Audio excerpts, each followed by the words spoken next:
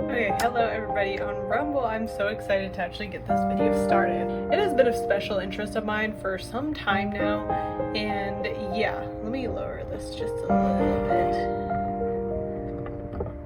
Especially with the resurgence in Gen Z, especially to follow into the Crusades, be a little bit of a crusader, the return to Catholicism and Orthodoxy, and just a multitude of things that I think can be really interesting. And I think that if you are Gen Z watching this video, that you might actually have a little bit of like, yeah, like I get you. You know what I'm saying? Okay, so this title of this video is actually pretty crucial.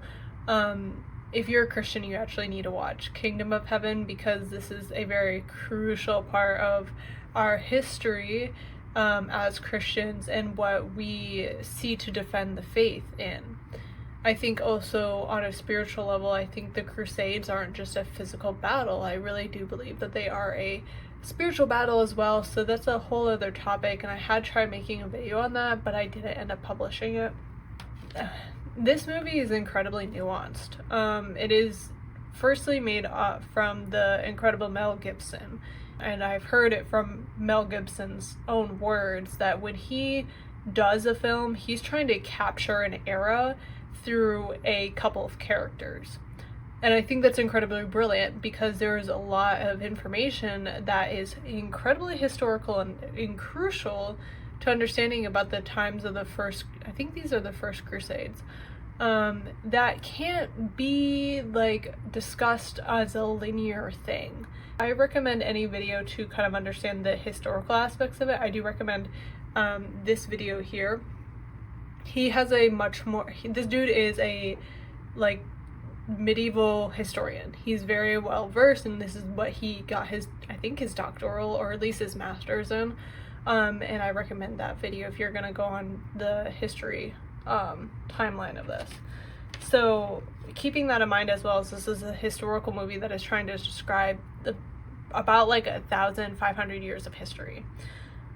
The most important lesson that I took away from this, by watching the second time, you think that the goal of Mel Gibson, you would think that his goal would be to show a victory of the Crusades. They had to surrender Jerusalem by Balin's, I think that's his name, the main character played by Orlando Bloom. I think I'm saying his name right, Balin. He decides to surrender Jerusalem to the Muslims. And you would think that was, for me, a little bit of a like, oh my god, why would that even happen? That just doesn't, I'm not accustomed to watching a movie where essentially you have to surrender.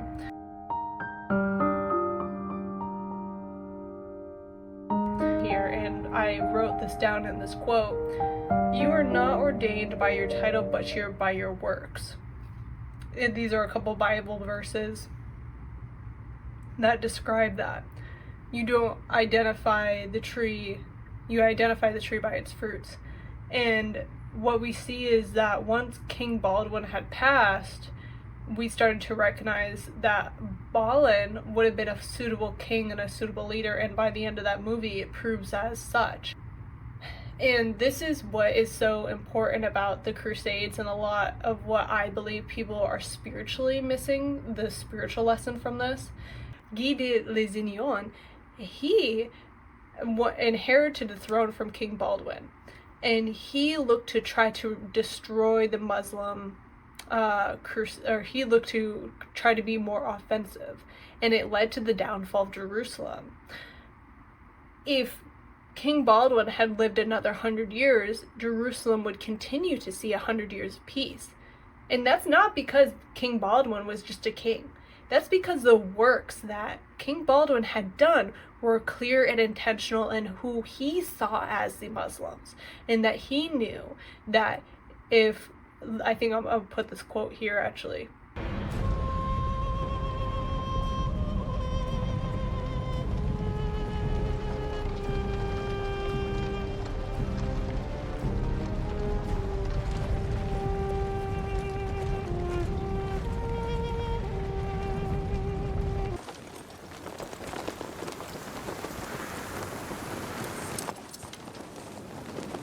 I pray you pull back your cavalry and leave this matter to me.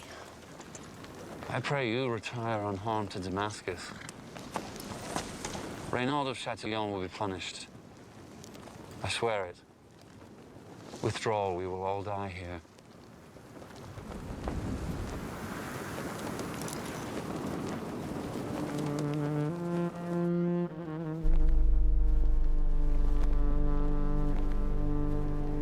Do we have terms?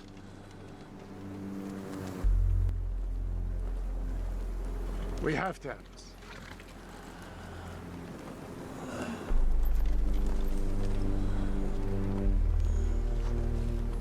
I will send you my physicians. Assalamu alaikum. Wa alaikum assalam. Because he knew that if there were to be sacrifice and that you live by the sword, die by the sword, that there would be no progression. There would be no peace. Renaud and Guy, who then became the king, did not see this. This was not apparent to them. And it was because they were ordained by title. They were not ordained by God. And that, in fact, actually, it seemed as God intended, and it seemed as this, in Mel Gibson's eyes, that he was trying to intercede Balin as king. In the grand scheme of this movie, because it's actually, historically, it's a little bit different, but I think that this actually shows, regardless of if this is historically accurate or not, of how these types of inheritances of leadership actually really happen, because I've seen it personally myself. If Balin had stepped up and became king as King Baldwin was trying to push him into this role, and God had prepared him, but Balin did not step up into this role. He refused, and that he felt in some sort of imposter syndrome, is that this is not his role. But ultimately, in the end, he still became leader. And such as. So just remember that, is that if you are, when God demands something of you to step up to be king, that you have to be with God, and you have to be prepared, and you have to simply understand that if he's going to give you this role, that you ask him and you go into prayer to show him the signs, and that let him show you everything that he had put you through in the past to make you this leader, so that you do not make a mistake and you do not have hubris of that, oh, this is my role, this is my title, I am king, because that is a title, and you're not ordained by title, but you're ordained by your works. But if he has demanded of you that you shall be a leader, he has demanded you to do something, that you do not refuse God, because regardless of how it is thrown at you, regardless of what you do, God had put you on that path, and he's going to lead you down it with succession. That there are miraculous crusades that happened that there was no way that would have happened, and there was no way that there was a secured victory other than through God, because when you are following through the path that God has for you, you are on the path of the kingdom of heaven. Nonetheless, another lesson to take away from is that I think it was important that Mel Gibson had highlighted that he became a lord of his father's land.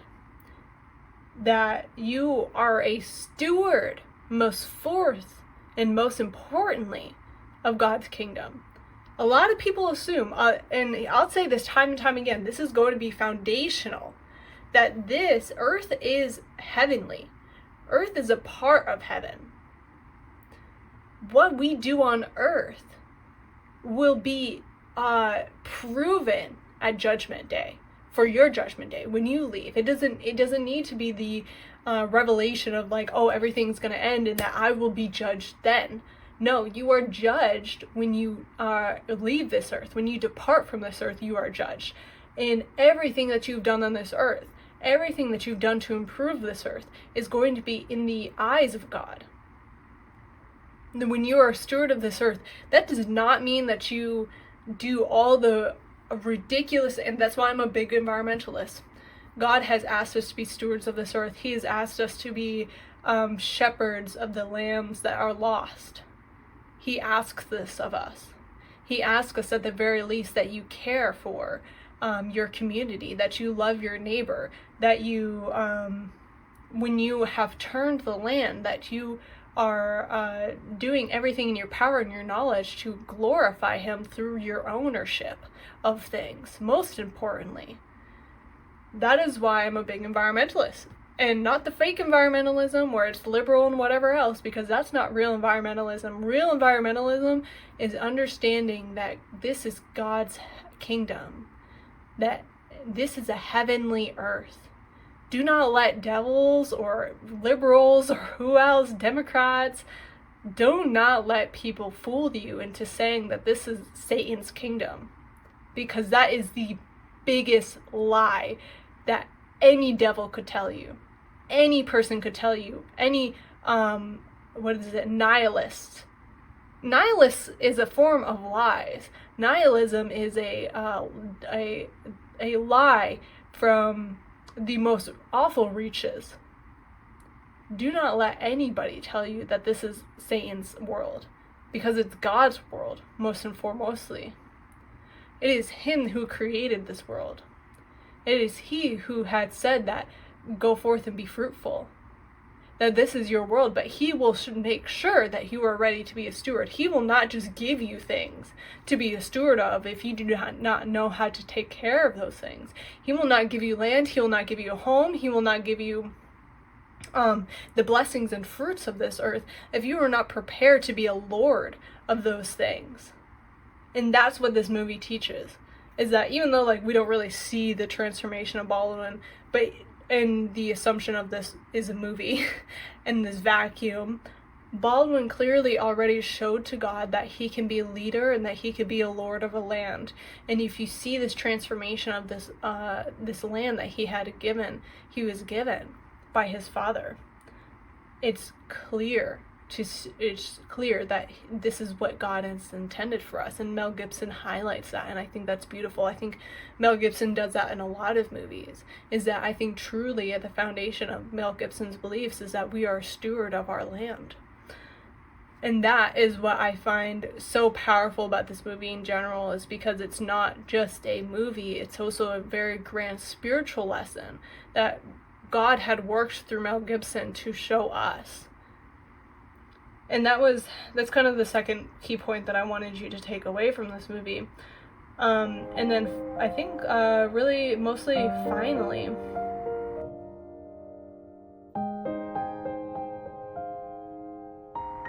because you were knighted in the kingdom of God does not make you knightly. Renald Chaton is the really prime example of this. He's a Knight Templar. I could knight you. I could do that. We could have a ceremony and I could knight you into my order if I chose to. That's the deal. But that does not make you a knightly person. That does not make you chivalrous. By what God puts in front of you and how you deal with it is what makes you knightly. And your manners, the decorum that you have with other people, most importantly, that's what makes you knightly. Just remember that there are rites and traditions that if you even follow into this aesthetic, that you must follow through with. Especially if you were knighted. Especially because I've been seeing knighting ceremonies, and honestly, on a spiritual level, let's be real. We've known that we've been knighted. We know we've been knighted in the kingdom of God. You could even tie it back to what I call the Order of Peter. That Rome is the Order of Peter. That is how the Catholic Church was established, is through Peter, and that it was through Jesus that he gave him those rights, that I will build my church on this. I will build my church upon you, Peter, something like that. I would have to actually put the correct Bible verse here, but this important foundational line clearly shows that, okay, Peter was the founder of the Catholic Church. We can get into too much nuance, okay? I don't care about the Orthodox and this whole thing. What we know is that the St. Peter Basilica did establish the Church of Rome and the Roman Catholics. Peter attempted to protect Jesus. And Jesus said, live by the sword, die by the sword. And you see the Roman Catholic Church, and I think some of the Orthodox Church as well, but what we remember in the order of Peter, that's what we think of the Roman Catholic Church. We think of the Crusades. And like in this weird, interesting, metaphorical sense, even though Peter was a real person and that he had these ways of which he was not designed by Christ, but led up by Christ and through his own actions, that we see that people who subscribe to the Roman Catholics and the people who just subscribe to the Crusaders lifestyle, that's the order of Peter. And also, don't let people fool you of that the Crusades are tied to the war in Iran. Don't let them fool you about that, because that's not the case. If you fall under Catholicism, Pope Leo had specifically stated that he does not want any war. So if you're falling under the Roman Catholic Church, that it is your principle that the Pope has spoken the truth and said that the war is not for us, that the war is not for the Catholics. That's all I have to say for that. But when I think of a knightly man, I think of somebody who has been poured in by a mentor who is also knightly. So most importantly, I would ask God and I would ask God that he sends you a mentor that is a godly man, that is a steward of the earth, that is a steward of his land, and he is a lord who has fought his own battles and navigated this world already for you to look up to and understand, and for him to teach you the proper ways of being a man. That's what I ask of God, of this kind of aesthetic or whatever it is calls to you, is that remember that you're a defender, most importantly, a spiritual defender. That if you think that there is even a ounce of somebody who is attempting to spiritually manipulate others, that you strike it with St. Michael's sword. Do not let any of that affect you, and do not let any of the evils of this world continue on. That is your most important duty. When you have done the works of God, God will send you a lady. He will. There are ladies out there. I know I am a lady personally. I may be a little bit yappy, but I have done the works in my own world to make myself a suitable wife. And that there are I in fact met like 150 of them at the Young Women's Leaders Summit through Turning Point USA. In fact, I have already met these women, and they are real, and they are kind, and they are glorious, and they're glorifying God, and they are stewards of this earth, and they are fitting wives. I don't know if all of them could cook. I at least hope. I at least hope that's the case, but I just don't know. But so they're already in existence for you, but God is waiting for you to do the works, most importantly, before he gives you the time to rest with someone. I think is most importantly, in my perspective, is that he is waiting for you so that you can pour into her, fulfilling those, so that you are restful with your wife and that you can pour into her as she pours into you. That's the importance, and that's like kind of the resolve of that. So I think that's the conversation about being knightly and in the terms of ladies and lordship, or in ladies. Other than that, this video, I think I might end up redoing it, because I think but I just want to stress these factors, because this movie is not just a movie. Mel Gibson worked with God to create this movie. So just be reminded of that, is that this is, especially with Mel Gibson's works, I think in particular, that it's not just about the Crusades. It's about the kingdom of heaven and the inheritors of it. So that when you watch this movie, that you pay attention to these details of the things that I laid out. That makes you an inheritor of kingdom of heaven. And that's the most important lesson that I want to walk away with from this, is that you can be an inheritor of heaven on earth. But do not be falsified. If you do not know, you will be falsified if you do not know the true works of God and the true works of Jesus Christ and the apostles. So you must be studious, and you must have your eyes open, and you must be ready to understand what is true about the kingdom of heaven. And honestly, in the most simple way, anything that glorifies God is glorifying the earth. I think that's the most simple, basic, you could say that most, I would believe that. I think if I were to put it in the words, really, if you're glorifying the earth by gardening, being a steward of, like, if you had game land, like if you had an acre, or if you had acres of land where there were deer that people could hunt those, that you're glorifying that land, so these deer that can live fulfilled lives, and that if they are ultimately hunted from the people who are from you or for whoever, that is the circle of life is fulfilled. Do you see what I'm saying? So, like, taking care of game land, if you have that, if you have space for fish, to facilitate fish, if you don't have any of that space and you haven't had even the reach yet to be a steward of, like, a parcel of land in particular, your community, you can be gracious, and you can be a charitable person. You can be, like, if you use cash, you leave the change on the counter for somebody else. You find seeds, and you just throw seeds out on any green patch of land, and you make seeds grow there.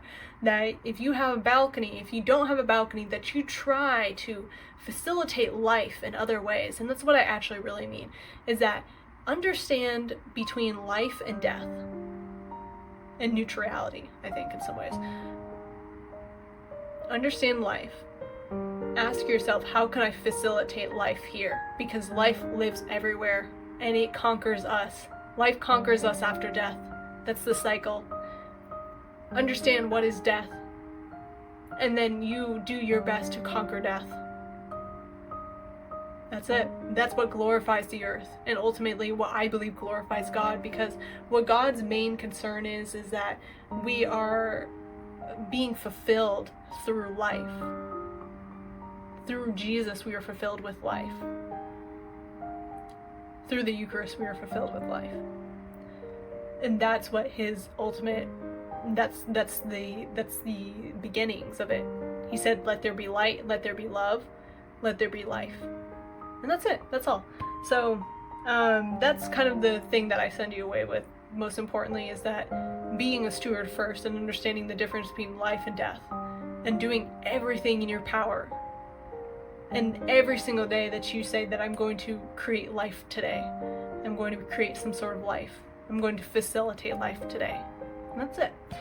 So that is what I have to say about the kingdom of God. I don't know if I'm gonna, I might have to redo this video, because I don't know, I didn't really like it, but I think that that's really the lessons I wanted to walk away with, and I hope that posting on Rumble actually goes good.